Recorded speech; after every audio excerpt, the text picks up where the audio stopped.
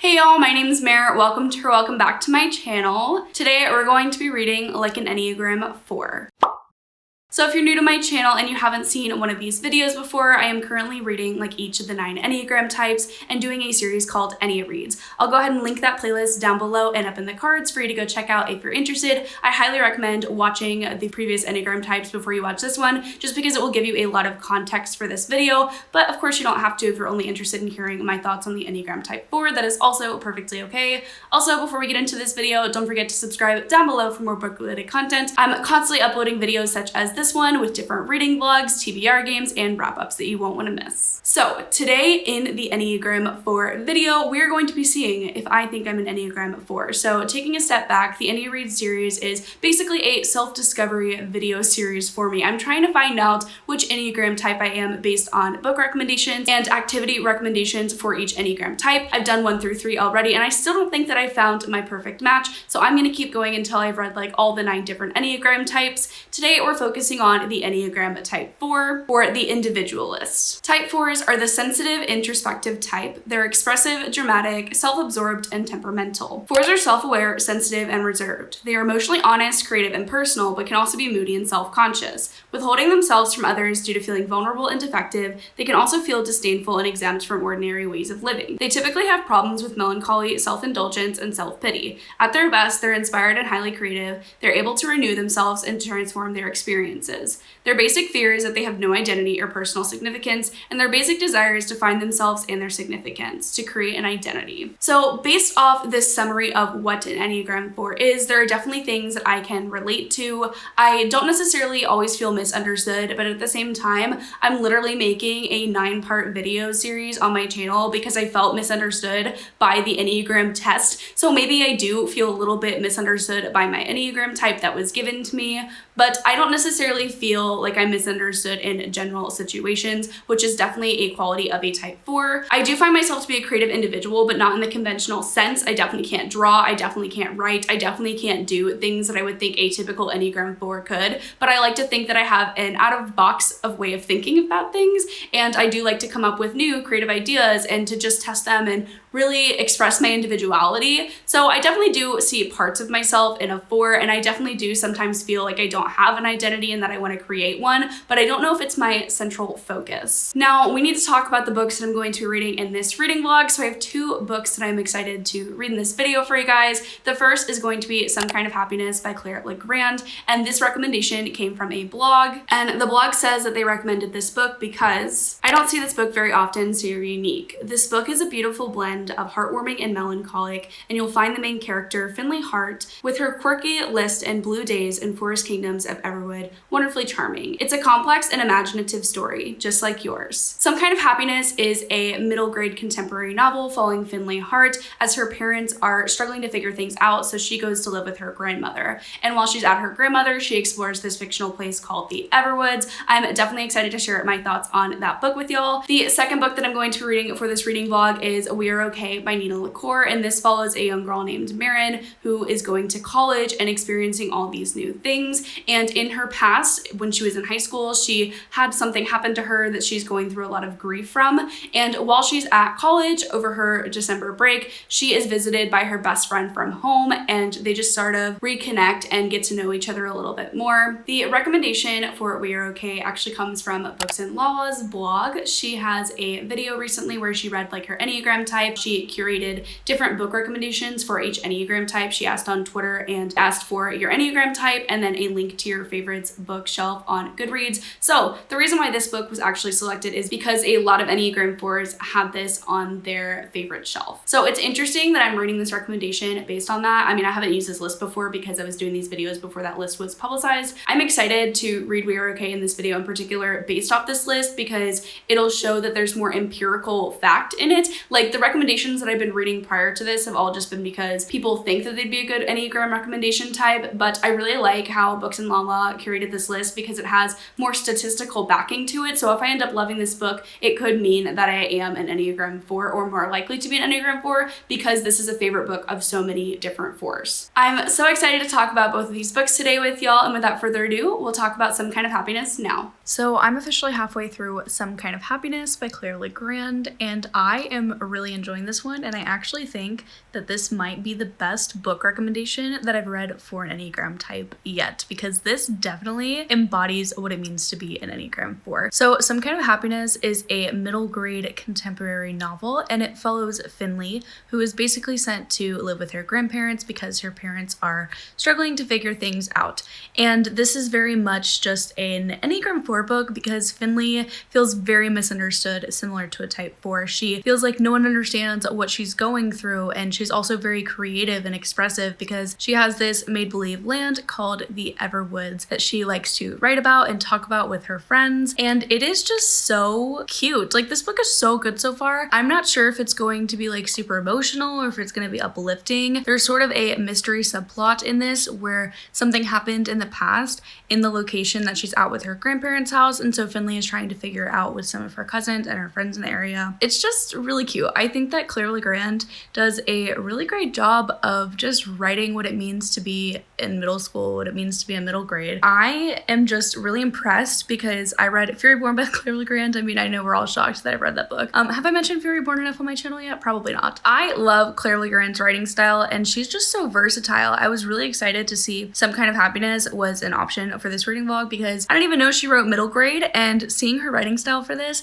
is just so effortless and really captivating, and I think that it really does capture the essence of a middle schooler. So I'm loving this, and I can't wait to finish it. So I've officially finished Some Kind of Happiness, and I really liked this book. I'm going to be giving it 4 stars. I really did enjoy everything that occurred in here. I thought that it was really well written. There were some really beautiful quotes in here. I'm gonna read one too, hang on. So this is not really related to an Enneagram 4, I don't think, but this just really spoke to me. And it says, I suppose most things in a person's life are good for a while, even if that doesn't last very long. Maybe that is why, even after something has gone wrong, we spend so much time trying to fix it, because you remember when it wasn't broken. Oh, that made me cry when I read it. Oh my gosh. This book just was really beautifully written. Obviously, I love Claire Legrand. I will give that woman anything she wants to write more books because I don't want them to ever stop, okay? She's gonna have to keep it coming because I am obsessed with her writing, and she's just so versatile, knowing that she can write such an impactful middle grade, and also that she wrote Fury Born. The duality of Claire Legrand is all I'm saying. She is very talented, and I can't wait to read her entire backlist, but we're here to talk about Some Kind of Happiness. I mentioned this in my previous update, but this is a spot-on recommendation for an Enneagram 4. So I was revisiting why the blog post recommended Some Kind of Happiness to an Enneagram 4, and it's basically what I said before. It's the fact that Finley is very creative and she feels very misunderstood by the people around her, and that's very, very evident in this book. And I just love how she kind of came to terms with the people around her. I also just loved the discussion of mental health. I mean, I don't read a lot of middle grade, and I definitely don't read a lot of middle grade contemporary, but this book handled mental health in such a great way. I thought that it was really important for, you know, 11-year-olds who are reading this to see an 11-year-old who does struggle with mental health and who does struggle with depression. So I thought that that was really great and important representation. The reason that I think this book wasn't 5 stars completely for me was the fact that the adults just annoyed the hell out of me in this book. People should be listening to their children and their grandchildren. So for instance, in this book, it was the grandmother that really irritated me. And I get it. It was used as kind of like a plot device so that Finley would talk to her grandma and ask all these questions about the situation that happened because there's this mystery subplot to it.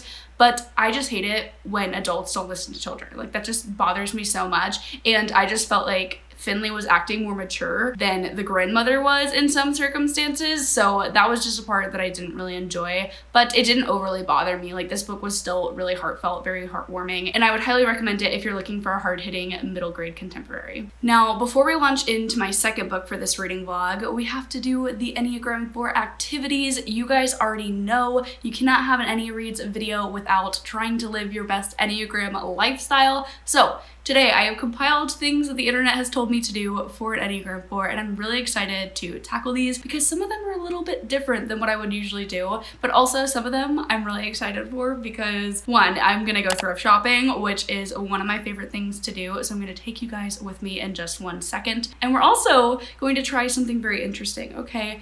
Enneagram 4s are very creative and inspired, and while I find that I'm creative and inspired, I'm not in the conventional sense, I guess. Like, I'm not artistically talented. I cannot draw to save my life. I cannot write to save my life. So we're gonna try it. We're gonna try painting, and we're also going to try creative writing because we are going to get these brain juices flowing today. I am very nervous. I'm not gonna like share what I'm making. Like I'll probably show you guys what I paint if I paint anything, but I'm not sharing anything that I write because I'm sure it's going to be god-awful, atrocious. No one should ever have to listen to me talk about that. So we're going to try and write maybe a little short story or maybe draft a novel or something. I'm just feeling really ambitious for this Enneareads video, and it just sounds like fun. It sounds different and exciting, and I'm definitely excited to try it. And of course, we have to go to Starbucks. I'm about to go to Starbucks right now and take y'all with me before we go to the thrift store. But I'm gonna have to cheat a little bit. Okay, so I'm using this list typically, but I'm gonna have to use a different Enneagram Starbucks drink recommendation for this video because the first one recommends to have the violet drink, and I know that I'm going to hate it. Like based off what's in it, the description, how it looks, like it's not the drink for me. And I don't want to spend $5, $6 on a beverage that I know I'm going to absolutely hate. So we're going to refer to another Enneagram Starbucks list, and we're going to be doing, what's the drink called again? A cinnamon dolce. I need to perfect this before I go to the drive-thru and sound like an idiot, but I think it's a cinnamon dolce latte, and I think I'm gonna get it without the whipped cream, and I think I'm gonna get it iced. I am modifying this because I don't want to get a gross Starbucks drink. It's way too expensive to be playing around like that, and I already don't think I'm going to love the cinnamon dolce latte, but we're gonna expand our horizons today. Let's go. Day one. Tryna spend the rest of my life with the same one. Ain't no INT. I'ma bring you good love, just come with me. Yeah, it's not my favorite. It tastes like I'm drinking a blended up brown sugar cinnamon Pop-Tart. So do with that as you will. Obviously it's not bad. I mean, it's Starbucks, of course it's good, but do I really want to pay $6 for this again? No. I'ma bring you good love, just come with me. Baby, you're all the company I need. Company. I used to attend with the one for me. You get off at 6, you should come vibe. Play your favorite song, singing all of me. I'm just tryna build forever. Ain't no storm we can't weather. When the sun goes down, I'll still be around for you. Here for all of that, yeah. No, I got you back, yeah. You my right. I have returned from the thrift store, which unfortunately was a bust. I did not end up purchasing anything. They didn't have any books that I was interested in, and everything that I tried on, I just didn't like how it fit. So unfortunately, I didn't find anything today, which is a bummer, but I still had lots of fun going. I really enjoy going to the thrift store, so I'm glad that a vlog gave me the excuse to go do so. But now, before we launch into my second book, I am going to do some creative writing. I think I decided to do that instead of painting because one, I don't have any painting supplies. I have paintbrushes, but I have no paint. Tell me why. But I wanted to say that I found a really cool website. I did a very quick Google search because I was like, you know what? I like the idea of writing, but actually coming up with concepts to write about couldn't be me. So I found this website that basically you put in different things you're interested in writing about, and then they give you a random prompt. So I wanted to read my prompt to y'all. Your writing career has been stagnant since you moved to the city. So when your editor comes to you with a project unlike any other, you hope this will be your big break. The assignment, an expose on a bachelor billionaire tycoon that everyone in the city is talking about. The goal is to uncover something unseemly about his background and ruin his reputation. You feel bad about it, but if this is the price for success, you decide that you're willing to pay for it. Besides, the public deserves the truth, right? But when you pose as a high-end real estate agent and manage to get some time with him, you find out that he's smart, charming, and considerate. He's nothing like you expected. The more you spend time with him, the more your feelings grow until you realize you're unable to complete your assignment. But if he ever found out about your true background, your budding relationship would be doomed. Guys, I'm gonna do it. I'm gonna write a terrible story based on this synopsis, and then maybe I'll share some details about it. Ain't no INT. I'ma bring you good love, just come with me.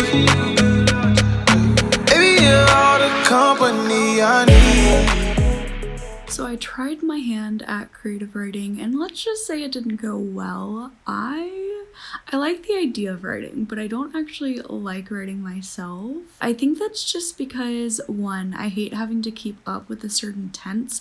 Like, I know that I have to theoretically be writing in present tense or past tense, and also third person or first person, and that's just too much for my tiny brain to keep up with. And also, I don't have any ideas to write about. Just don't have the brain capacity to be a writer. So mad props to authors and writers, because it could not be me, and I am so grateful for you because you provide my main source of entertainment and also of sadness. Oh my god, the book's upside down. I am halfway through We Are Okay by Nina LaCour, and I don't think that I've had a 5-star read for my entire Enneareads series yet. I think it's gonna be We Are Okay. I am literally crying every 5 pages of this book. Like, I know that this is going to destroy me once I finish it. I don't know why this would be a great Enneagram 4 book. I mean, I do kind of understand the fact that our main character feels like she's misunderstood, like she can't confide in anyone, which is definitely, you know, an Enneagram 4 trait, but I don't see the creative side of it as much as I did in Some Kind of Happiness, but that doesn't mean that she's not creative. It's just that, like, I haven't read enough of the book yet. I just love it so much. I'm scared of finishing it though. I don't think I can do it. So We Are Okay follows our protagonist, Marin, who is at college, and she is just going through a lot of grief. And over the winter break, her best friend from home comes and visits her, and then she's kind of having to confront this grief and confront her past life. And I don't want to explain what she's grieving because it's not in the book synopsis. Marin's just had a really sad life, a really hard life, and I just want to give her a big hug. We are okay. We are not okay, Nina LaCour. I'm not going to be okay after this.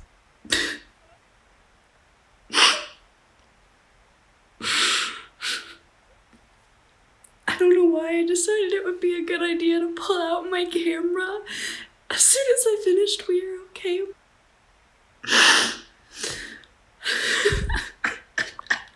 I'm gonna talk about it in a second. I'll be right back. Hi guys, I'm officially back after crying about We Are Okay by Nina LaCour. I have to give this book 5 stars. I absolutely loved it with every fiber of my being. This book made me cry the entire time I was reading it, and the end, I'm gonna think about it in a couple of hours and I'm just gonna start sobbing all over again. This was so beautifully written. It was simplistic but also had this eloquence. It was sort of boring, so if you need like a really concise plot, I still think that you could enjoy this one, okay? Because I'm a very plot-based reader, but the characters in this book are just so real and authentic. And what I also appreciate about this book is that it's only 230 pages, so even though I am more driven to plot, I didn't find myself bored because it didn't take more time than necessary to actually explain what the characters were doing, what they were thinking about. And yeah, I really enjoyed this one. 5 stars. I'm definitely gonna have to go through Nina LaCour's backlist. I loved this so much. However, I don't think I loved it because I felt a relation to Marin. I think that she was definitely someone I could empathize towards and that I wanted the best for, but I didn't necessarily see myself in her. Which brings me to, am I an Enneagram 4? Well, based on Some Kind of Happiness as well as We Are Okay, I clearly liked both of these books. So you would think, okay, Meredith, like you're identifying with these books, you're really enjoying them, you have to be an Enneagram 4, right? I don't think so. While I did really enjoy these books and while I did really care about these characters, I didn't see myself in these characters. And I think that's the whole purpose of reading these Enneagram books, is to see, was I actually finding myself in these books? And I didn't, which I think is totally fine. I think that I do have maybe qualities of an Enneagram 4, but honestly, this video was really needed for me because I kind of struggled. I was like, okay, am I an Enneagram 4? Because whenever I took the test, I didn't necessarily test high for a 4, but I always felt like I had some qualities of one, and I still think that I do, but I also don't think that just because I find myself to be a creative individual doesn't mean that I am restricted into the Enneagram 4 box. So while I don't think an Enneagram 4 is necessarily a bad fit for me, I don't think that it is my Enneagram type. So I'm going to go ahead and rank all the Enneagram types that I've read for so far,